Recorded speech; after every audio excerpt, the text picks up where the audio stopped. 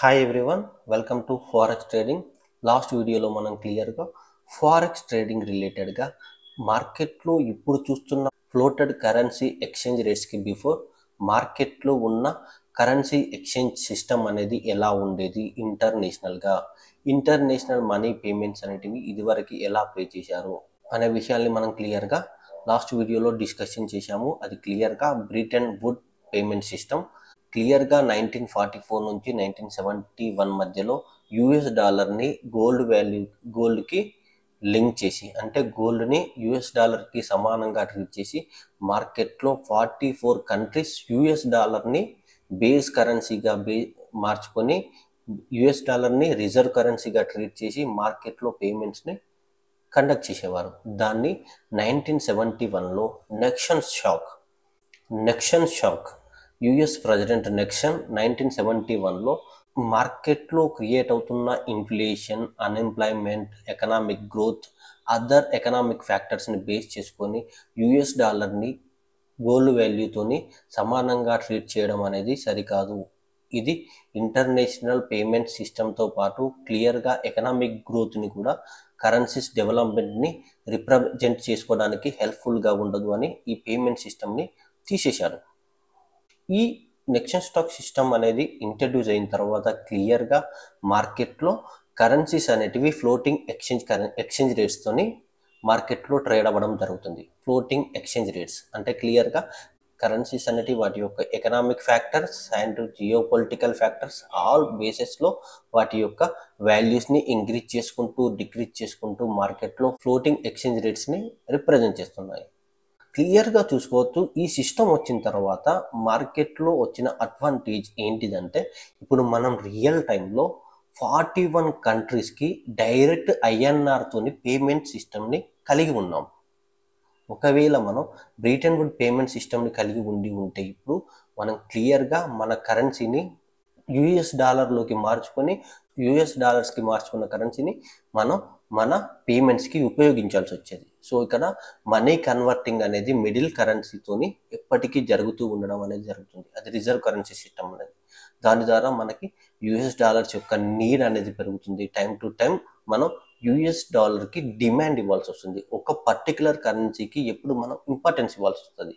But ఇప్పుడు అలా ఆ సిస్టమ్ అనేది లేకుండా పోవడం ద్వారా మనం యుఎస్ డాలర్కి కానివ్వండి, యూరోకి కానివ్వండి, గ్రేట్ బ్రిటన్ పౌండ్ కానివ్వండి, చైనా యాన్కి కానివ్వండి, ఏ పర్టికులర్ కరెన్సీకి ఇంపార్టెన్స్ ఇవ్వాల్సిన అవసరం లేదు. మనం క్లియర్గా మన కరెన్సీ పేమెంట్స్ని డైరెక్ట్గా ఆ కరెన్సీతోని ఫ్లోటెడ్ కరెన్సీ ఎక్స్చేంజ్ ద్వారా మనం పర్ఫామ్ చేయగలుగుతున్నాం.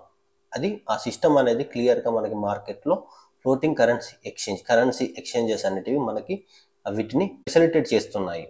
సో వాటిని రియల్ టైంలో ఆల్ కంట్రీ పేమెంట్స్లో ఆల్ ఇన్వెస్టర్స్, కార్పొరేట్స్, బ్యాంక్స్ అందరూ కూడా ఈ సర్వీసెస్ని వాడుకుంటున్నారు. సో మీరు ఇక్కడ ఈ అడ్వాంటేజ్ అనేది మనకి ఎలా హెల్ప్ అయింది అనేది ఫస్ట్ అర్థం చేసుకోవాలి. అయిన తర్వాత ఇప్పుడు ఈ 41 కంట్రీసే మనం కరెన్సీ పేమెంట్స్కి వాడుతున్నాం. ఐఎన్ఆర్ అనేది ఓన్లీ 41 కంట్రీస్కే మనం డైరెక్ట్ పేమెంట్స్కి వాడుతున్నాం. మార్కెట్లో ఓన్లీ 41 కంట్రీసే లేవు కదా, వాళ్ళలో చూస్తే 200 చేంజ్ కంట్రీస్ ఉన్నాయి. బట్ మనం ఓన్లీ 41 కంట్రీస్తోనే మన కరెన్సీ ఎక్స్చేంజెస్ని వాడుతున్నాము. మిగతా కరెన్సీస్తోని వాడట్లేదు. మిగతా కంట్రీస్కి మన కరెన్సీ ఎక్స్చేంజ్ని వాడట్లేదు అంటే ఆ కంట్రీస్తోని మనకి ఎటువంటి ట్రేడ్ యాక్టివిటీస్ లేకపోవచ్చు. ఒకవేళ మనం ఆ కంట్రీస్కి పేమెంట్ చేయాలి అనుకుంటే అదర్ కరెన్సీస్ని రిజర్వ్ కరెన్సీగా యూజ్ చేసి కూడా పేమెంట్ చేస్తూ ఉండొచ్చు. అలాంటి ఫ్యాక్టర్స్ కూడా ఉంటాయి. బట్ ఇవన్నిటిని మనం పక్కకు పెడితే ఈ ఫ్లోటెడ్ కరెన్సీ ఎక్స్చేంజ్ రావడం ద్వారా ఒక్కటి మాత్రం జరిగింది. మనం చూసుకోవచ్చు, ఇంతకు బ్రిటన్ వుడ్ కరెన్సీ సిస్టంలో క్లియర్గా కరెన్సీ అనేది యుఎస్ డాలర్కి సమానంగా ఉండేది. సో అప్పుడు ఏమయ్యేది, మనం క్లియర్గా మన కరెన్సీస్ని యుఎస్ డాలర్కి సమానంగా ఎప్పుడు కన్వర్ట్ చేసుకోవాల్సి వచ్చేది. అంటే మనకు ఫిక్స్డ్గా యుఎస్ డాలర్ అనేది మనకు ఫిక్స్డ్ ప్రైస్తోని మనకు కనబడేది. యుఎస్ డాలర్ అనేది మనకి ఎప్పుడు ఫిక్స్డ్ ప్రైస్తోని కనబడేది. బట్ ఇప్పుడు అలా ఉండదు. అలానే అదర్ కరెన్సీస్ కూడా ఫిక్స్డ్ వాల్యూతో ఉండవు. మీరు చూసుకోవచ్చు, యుఎస్డి ఐఎన్ఆర్ 85 రూపీస్ ఉంది. మనం ఇటు ఐఎన్ఆర్ యూఎస్డి పెట్టాను, యూఎస్డి ఐఎన్ఆర్ పెట్టాను. క్లియర్గా ఐఎన్ఆర్ యూఎస్డి ఐఎన్ఆర్ అంటే వీటిని కరెన్సీ పేర్స్ అంటాం. కరెన్సీ పేర్స్లో ఫస్ట్ కరెన్సీని బేస్ కరెన్సీ అని, సెకండ్ కరెన్సీని క్వార్టెడ్ కరెన్సీ అని అంటాం. అంటే ఫారెక్స్ మార్కెట్ గురించి నేర్చుకుంటున్న వాళ్ళకి ఈ విషయం బాగా తెలిసే ఉంటుంది. ఎందుకంటే ఫస్ట్ నేర్చుకోవాల్సిన విషయం ఏంటంటే ఇదే, what is base currency, what is quoted currency అనేది. సో ఇక్కడ బేస్ కరెన్సీ అనేది పర్ఫెక్ట్గా దాని వాల్యూని క్వార్టెడ్ కరెన్సీతో చూపించబడుతుంది. అంటే ఐఎన్ఆర్ వాల్యూ అనేది యూఎస్ డాలర్తో చూస్తే అది ఎంత ఉంది అనేది చూపిస్తుంది. సో మనకి ఇక్కడ ఏంటి, ఐఎన్ఆర్ అనేది వాల్యూ చాలా చిన్నది యూఎస్ డాలర్తో, కాబట్టి మనం యూఎస్డి ఐఎన్ఆర్తో చూసుకుంటే మనకు కొంచెం బాగా అర్థమవుతుంది అనేది నేను యూఎస్డి ఐఎన్ఆర్ కూడా పెట్టాను. యూఎస్డి ఐఎన్ఆర్లో యూఎస్ డాలర్ని మనం ఐఎన్ఆర్తో చూసుకుంటే యూఎస్ డాలర్ అనేది 85.36 వాల్యూకి సమానంగా ఉంది. యూఎస్ డాలర్ అంటే మనం ఒక డాలర్ విలువ అనేది మనకి 85.36 సమానం. అలానే చైన్ యాన్, అలానే యూరో ఐఎన్ఆర్, జేబీపీ ఐఎన్ఆర్, మీరు ఇక్కడ చూసుకోవచ్చు అన్ని కరెన్సీస్ సేమ్ ఉన్నాయా. యూఎస్ డాలర్ అనేది 85.36, చైనా యాన్ 11.69. బట్ ఇక్కడ మీరు చూసుకోండి, మనం రియల్ టైంలో అమెరికా నుంచి ఎక్కువ ఇంపోర్ట్ చేసుకుంటామా, చైనా నుంచి ఎక్కువ ఇంపోర్ట్ చేసుకుంటామా అంటే మనం చైనా నుంచి ఎక్కువ ఇంపోర్ట్ చేసుకుంటాం. సో మనం ఇక్కడ చైనా కరెన్సీకి ఎక్కువ వాల్యూ ఇవ్వాలి కదా, అమెరికన్ డాలర్కి తక్కువ, అంటే చైనా కన్నా తక్కువ ఇవ్వాలి కదా, ఎందుకంటే మనం తక్కువ ఇంపోర్ట్ చేసుకుంటున్నాం కదా చైనా కన్నా. అంటే అలా ఎప్పుడూ పాసిబుల్ కాదు. ఎందుకంటే కరెన్సీ వాల్యూ అనేది, డిమాండ్ అనేది, దాని యొక్క కరెన్సీ ఎక్స్చేంజ్ అనేది ఆల్ కంట్రీస్ యొక్క పేమెంట్ యాక్టివిటీస్ అండ్ ఆల్ కంట్రీస్కి జరుగుతున్న ట్రేడ్ యాక్టివిటీస్ని బేస్ చేసుకొని దాని కరెన్సీ వాల్యూ అనేది ఫిక్స్డ్గా ఉంటుంది. ఇది ఇంటర్నేషనల్ కరెన్సీ ఎక్స్చేంజ్ అది. సో అది ఒక కంట్రీకి ఒకలాగా, ఇంకో కంట్రీకి ఒకలాగా ఎప్పుడు కరెన్సీ వాల్యూ చేంజ్ కాదు. అది గ్లోబల్గా అన్ని కంట్రీస్కి సేమ్ వాల్యూ రిప్రజెంటేషన్ ఇచ్చే విధంగానే అది ఫ్లోటెడ్ కరెన్సీ ఎక్స్చేంజెస్లో ఎక్స్చేంజ్ అవుతాయి. సో అది మీరు బాగా గుర్తుంచుకోవాలి. ఇక్కడ యూఎస్ డాలర్ కన్నా జేబీపీ, గ్రేట్ బ్రిటన్ పౌండ్ 107 రూపీస్.34, అంటే ఇప్పుడు యూఎస్డి డాలర్ కన్నా గ్రేట్ బ్రిటన్ పౌండ్ వాల్యూ ఎక్కువ ఉంది. అండ్ ఇంకా క్లియర్గా చూసుకుంటే స్విస్ ఫ్రాన్స్ యొక్క కరెన్సీ వాల్యూ అనేది 94.69. బట్ మనం బ్రిటన్ వుడ్ పేమెంట్ సిస్టమ్లో ఉంటే బ్రిటన్ పౌండ్ వాల్యూ అనేది యూఎస్ డాలర్కి మార్చుకోవాలి. అంటే యూఎస్ డాలరే బేస్ వాల్యూ, ఇది కోటెడ్ వాల్యూ. ఇక్కడ మనం యూఎస్ డాలర్లోకి మార్చుకోవాలంటే బ్రిటన్ పౌండ్స్ని యూఎస్లోకి మారవాలి. అంటే యూఎస్ వాల్యూ పెద్దది అప్పుడు. బట్ ఇప్పుడు యూఎస్ వాల్యూ చిన్నది, బ్రిటన్ పౌండ్ వాల్యూ పెద్దదైపోయింది. రీజన్ అండ్ తర్వాత ఫ్రాన్స్ కూడా అంతే కదా, 94 ఉంది, ఇది 85.6. సో ఇక్కడ ఫ్రాన్స్ కరెన్సీ వాల్యూ పెద్దది, యూఎస్ వాల్యూ కన్నా ఫ్రాన్స్ కరెన్సీ వాల్యూ ఇప్పుడు పెద్దది. బట్ అప్పుడు యూఎస్ డాలర్ పెద్దగా కనబడేది. ఎందుకు ఆ చేంజ్ అనేది ఎలా వచ్చింది? ఇప్పుడు ఈ countries currency value US dollar కన్నా ఎందుకు బాగా ఎక్కువగా ఉన్నాయి అంటే it is clearly economic growth, unemployment and క్లియర్గా political stability and all inflation conditions అన్నీ కూడా ఆ కరెన్సీ యొక్క వాల్యూని అప్రిషియేట్ చేయడానికి అండ్ ఆ కంట్రీస్ యొక్క కరెన్సీ వాల్యూ ఎప్పుడు స్ట్రాంగ్గా ఉండడానికి హెల్ప్ అవుతున్నాయి. అది మనం అర్థం చేసుకోవాలి.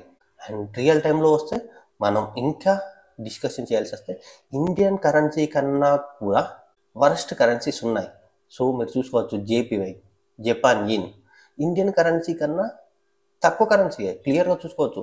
ఐఎన్ఆర్కి ఎంత జేపీవై అంటే 1.84 రూపీస్, మీరు ఇక్కడ చూసుకోవచ్చు 1.84, అంటే ఒక రూపాయికి ₹1.80 జేపీవైలు యాన్లు అవసరం. అంటే ఐఎన్ఆర్ఐ పెద్దది, రూబుల్ రష్యా కరెన్సీ కన్నా ఐఎన్ఆర్ పెద్దది, పాకిస్తాన్ కరెన్సీ కన్నా ఐఎన్ఆర్ పెద్దది. అలా చూసుకుంటే మార్కెట్ కొన్ని కరెన్సీస్ కన్నా ఐఎన్ఆర్ పెద్దగా ఉంది, కొన్ని కరెన్సీస్ కన్నా తక్కువగా ఉంది. అంతేనే కదా. ఇది ఎందుకు? దీనికి మేజర్ రీజన్ ఏంటిది అంటే మార్కెట్లో మనం ఈ విషయాల గురించి బాగా తెలుసుకోవాలి. మార్కెట్లో ఐఎన్ఆర్ యూఎస్డి ఐఎన్ఆర్ని ఎప్పుడు బై చేయాలి, యూఎస్డి ఐఎన్ఆర్ ఎప్పుడు బాగా పెరుగుతుంది, ఎందుకు తగ్గుతుంది అనేది మనకు క్లియర్గా అర్థం కావాలి. అంటే ఇక్కడ ఈ కరెన్సీస్లో వచ్చిన ప్రైస్ చేంజెస్కి గల కారణం ఏంటని తెలియాలి. ఒక కరెన్సీ అనేది ఇంకో కరెన్సీ కన్నా ఎందుకు స్ట్రాంగ్ అయింది, ఒక కరెన్సీ అనేది ఇంకో కరెన్సీ కన్నా ఎందుకు వీక్ అయింది అనేది మనకు బాగా అర్థం కావాలి. అది అర్థం కావాలి అంటే ఆ కంట్రీస్ యొక్క ఇన్ఫ్లేషన్ కండిషన్ మనకు తెలవాలి, ఇంట్రెస్ట్ రేట్స్ యొక్క స్టెబిలిటీ తెలవాలి, అండ్ తర్వాత trade balance activities, import and export activities తెలవాలి, అండ్ తర్వాత గవర్నమెంట్ పాలసీ మేకింగ్స్ తెలవాలి. ఇవన్నీ తెలిస్తే మనకి అర్థమవుతుంది. అలా లేకుంటే మనకు అర్థం కాదు.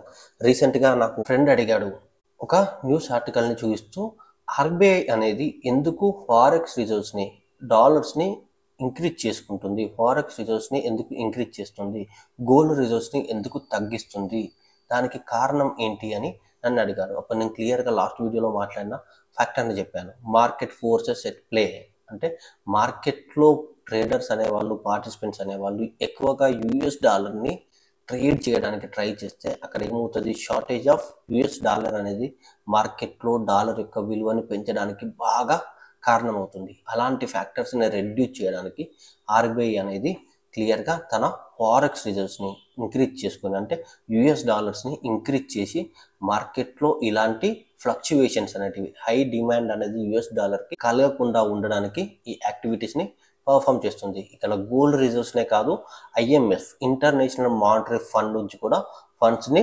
తెచ్చుకొని ఈ యాక్టివిటీ అంటే మార్కెట్లో ఫోర్సెస్ యాక్టివిటీ అనేది యుఎస్ డాలర్కి డిమాండ్ని కలిగించకుండా ఉండే విధంగా చూసుకోవచ్చు. సో ఇక్కడ మనకి గోల్డ్ ఒకటే కాదు, ఐఎంఎఫ్ కూడా హెల్ప్ చేస్తుంది ఫారెన్ రిజర్వ్స్ని ఇంక్రీజ్ చేసుకోవడానికి, యుఎస్ డాలర్ రిజర్వ్స్ని ఇంక్రీజ్ చేసుకోవడానికి అది కూడా హెల్ప్ అవుతుంది. సో అండ్ ఈ విషయాలు కూడా మీరు తెలుసుకోవాలి. ఇవన్నిటితో పాటు మార్కెట్లో మనకి ఇన్ఫ్లేషన్కి గల కారణాలు, ఇంట్రెస్ట్ రేట్స్ వల్ల వచ్చే ఇబ్బందులు, ట్రేడ్ బ్యాలెన్స్ వల్ల కలిగే ఇంపాక్ట్స్ అనేటివి మనకు బాగా తెలవాలి. అండ్ రియల్ టైంలో ఇన్ఫ్లేషన్ అనేది ఈక్విటీ మార్కెట్స్కి బాగా హెల్ప్ అవుతుంది. చాలా కంపెనీస్ అనేటివి ఇన్ఫ్లేషన్ వల్ల బెనిఫిట్ పొందుతాయి, ఎందుకంటే వాటి రెవెన్యూ గ్రోత్ పెరుగుతుంది, ప్రాఫిట్ ఆఫ్టర్ ట్యాక్స్ పెరుగుతుంది. బట్ ఇన్ఫ్లేషన్ బాగా అయితే వస్తువుల యొక్క విలువ బాగా పెరుగుతుంది కాబట్టి సో అక్కడ కన్జ్యూమింగ్ పవర్ తగ్గుతుంది. ఇన్ఫ్లేషన్ బాగా పెరిగితే కంపెనీస్కి ఎంత లాభం ఉందో అది క్లియర్గా పర్చేసింగ్ కెపాసిటీని కూడా రెడ్యూస్ చేయడానికి హెల్ప్ అవుతుంది. సో అక్కడ పర్చేసింగ్ కెపాసిటీ రెడ్యూస్ అయిందనుకోండి, క్లియర్గా గవర్నమెంట్స్ని బ్లేమ్ చేస్తారు. వస్తువుల విలువలు అంత దారుణంగా పెరుగుతుంటే ఏం చేయట్లేదు ఏంటి, గవర్నమెంట్ ఏం ఇనిషియేషన్ తీసుకోవట్లేదు, వస్తువుల విలువలు పెరగకుండా అడ్డుకోవాలి కదా అని మాట్లాడినప్పుడు క్లియర్గా ఏం చేస్తాయి, గవర్నమెంట్స్ అనేటివి ఇంట్రెస్ట్ రేట్స్ని టైట్ చేస్తాయి, లోన్స్ని పొందకుండా చేస్తాయి, ప్రోడక్ట్స్ యొక్క నీడ్ అనేది మనకి లేకుండా చేస్తాయి.